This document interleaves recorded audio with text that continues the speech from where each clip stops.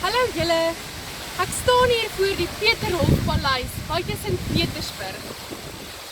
Peter die Grote het hierdie paleis laat bou in 1714. In 1716 het hy Versailles in Parys besit. En hy was so beïndruk met die argitektuur en tuine dat hy besluit het dat Peterhof groter, mooier en beter moet wees. En hy het dit beslis reg gekry.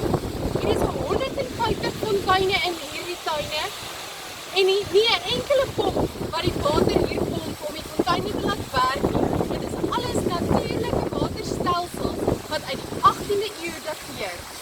Hier was natuurlik niks van oor na die Tweede Wêreldoorlog nie, maar alles is ten volle herstel en gerestoreer. Dit is 'n heerlike dag hier in Peterhof se tuine en ons geniet dit baie. Tot later, onthou, die lewe is te kort om nie te reis nie.